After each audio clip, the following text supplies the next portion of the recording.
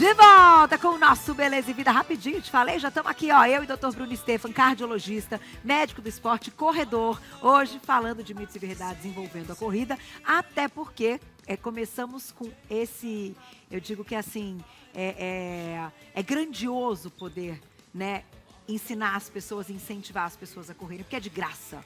É o esporte mais democrático do mundo e pode trazer grandes benefícios, assim como probleminhas também que o doutor vai falar já já. Tem que prestar atenção. Mas eu deixei uma perguntinha da Leidiane e ela disse assim, que ela já faz caminhada intervalada e ela queria dicas para ter uma evolução gradual na corrida. Você falou há pouco, doutor, que ninguém vai evoluir para a corrida se continuar só fazendo a caminhada. Precisa aumentar essa velocidade. E como é que a pessoa faz isso? Como é que ela sabe que ela já está correndo? A esteira ajuda nesse momento? Porque na esteira você controla a velocidade, né? Uma excelente ferramenta, a esteira. E lembrar que qualquer atividade física tem uma fase do aprendizado que chama aprendizado neural. E o aprendizado neural envolve exatamente a memorização do correto gesto esportivo, que no caso da corrida é correr. Então, se a pessoa está caminhando e não está correndo, ela nunca vai correr. Não adianta você andar rápido na esteira, ficar segurando na esteira se você não está fazendo o gesto de corrida com os braços. Então, o gesto de corrida ele tem que ser implementado, tem que ser buscado. Então, mesmo que de forma devagar, mais lenta, tem que colocar o gesto esportivo na corrida, da corrida para poder melhorar e fazer essa fase de aprendizado neural.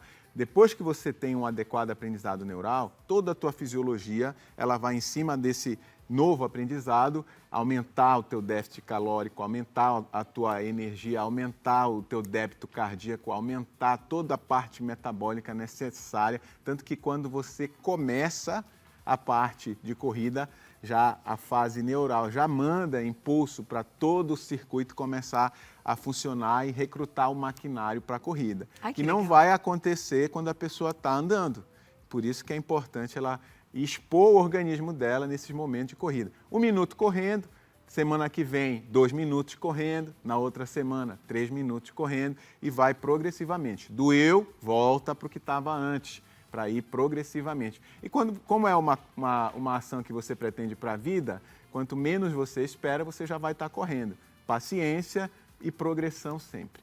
Tá certo. Tem mais mito ou verdade na tela? Aproveita e escreve pra gente lá no Instagram, que daqui a pouquinho eu vou pegar a sua perguntinha. Olha lá, quem corre não precisa fazer musculação. Esse é um grande mito. É um mito e é um pecado. É um pecado, né? Porque a musculação ela é a mãe de todos os esportes, de toda atividade física. Não tem nenhuma atividade física que não precise ter fortalecimento na base. Não tem dança, qualquer atividade física, corrida, qualquer atividade física precisa, a musculação está na base.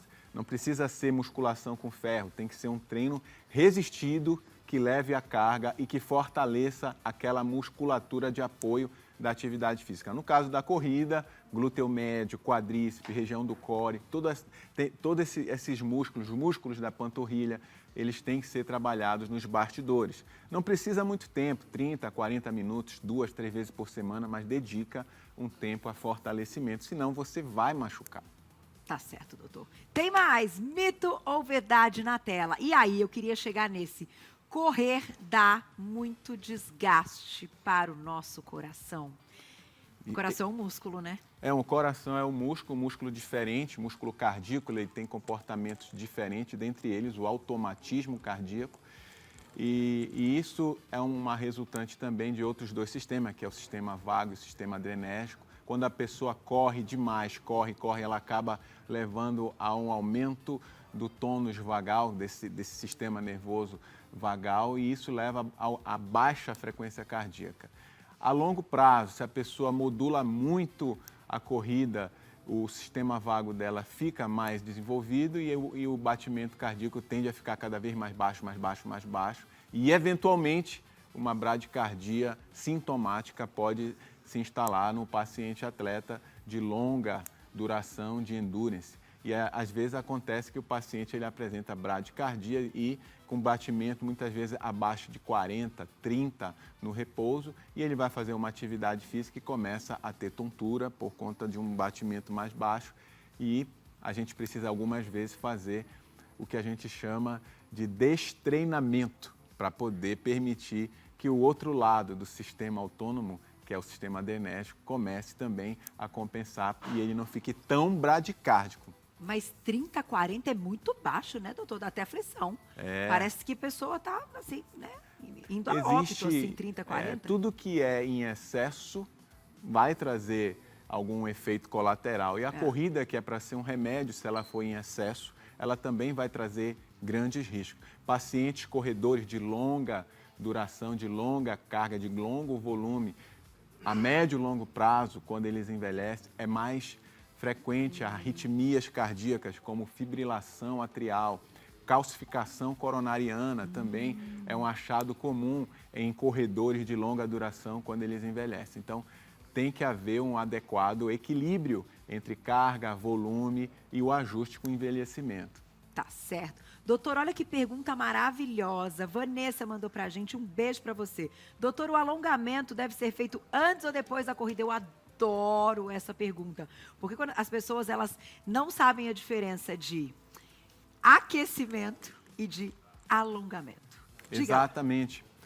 A corrida ela precisa ser aquecida. Você tem que induzir toda a parte aeróbica antes da corrida. Você tem que recrutar sua musculatura e isso é feito mimetizando o mesmo gesto esportivo que você precisa, que você quer exercer. Se você quer correr, você começa o aquecimento com corrida mais leve para começar a fazer todo esse desenho metabólico de recrutamento da corrida. Então, o alongamento, ele não deve ser feito antes da corrida, porque inclusive pode favorecer lesões. O alongamento e a parte de flexibilidade são ações que devem ser treinadas em momentos diferentes. A pessoa precisa ter a musculatura alongada, ela não pode ser encurtada, ela precisa ter flexibilidade. Tudo isso faz parte das valências da atividade física que precisam ser trabalhadas. Mas imediatamente antes da corrida, imediatamente antes da musculação, a pessoa ela precisa fazer o aquecimento do que ela quer exercer. Se é musculação, é fazer com menos carga antes de fazer a carga efetiva. Se é o trabalho aeróbico, é correr de uma forma mais lenta por 1 quilômetro, por 5 minutos, até entrar no treino adequado que ela visa fazer. Então, o aquecimento é fazer o gesto esportivo de uma forma de menor intensidade antes de começar a fazer o treino. Alongamento exatamente antes pode favorecer a lesão. Então tem que ser depois. Eu estava falando isso pro meu filho ontem, que é futeboleiro, você sabe, né? Ele deu um carrinho nesse final de semana, doutor. Ganhou o jogo, fez gol, mas saiu com pele toda machucada, terrível. Aí a gente até comentou, João, você tem que fazer um alongamento depois, porque eu acho que distendeu um pouquinho a virilha, enfim, coisa de jogador de futebol. E aí ele, mas não é antes, tá? Aí por isso que a gente falou sobre isso ontem até. Então alongamento, gente, é sempre depois. Aquecimento sempre antes, certo? Aquecimento. O alongamento é um momento à parte. É uma isso. Dedicação de alguns minutos, algumas vezes na semana, à parte. À parte. Vamos fechar com essa, que é muito boa e que todo mundo pergunta. Correr em jejum queima mais gordura, doutor Bruno Hamilton, é verdade? A pessoa, para correr em jejum, ela tem que estar adaptada a essa modalidade.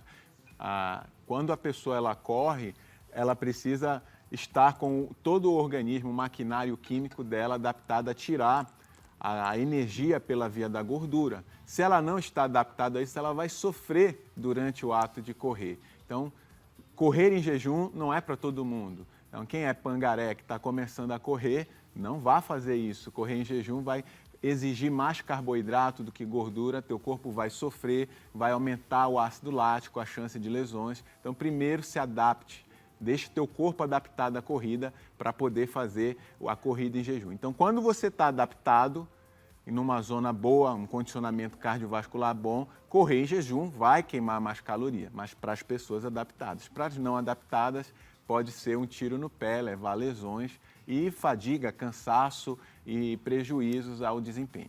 Então, gente, fiquem atentos com isso e, claro, procurem sempre ajuda, façam os exames bonitinhos, check-up, né? Cardiovascular, tenha sempre aí o médico por perto, porque correr é maravilhoso, mas para ser feliz, para ser legal, para dar certo, ele precisa de todas essas bases que hoje nosso querido Dr. Bruno Stefan nos explicou. Palmas, Danilo! Ele é maravilhoso, nosso cardiologista médico do esporte. Obrigada, viu, doutor? Sempre um prazer te receber. Vou deixar o Instagram para você seguir, porque o Instagram do Dr. Bruno é cheio de vídeos muito legais. Ele fala sobre todos esses assuntos e vídeos educativos, assuntos importantes.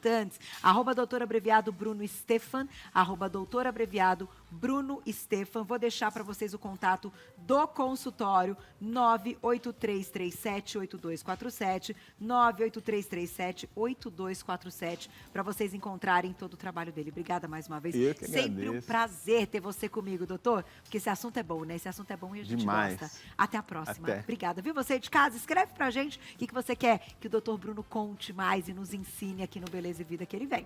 Agora, vocês gostam de atividade física? Eu amo. Mas agora, aqui no estúdio não dá pra gente praticar a corrida.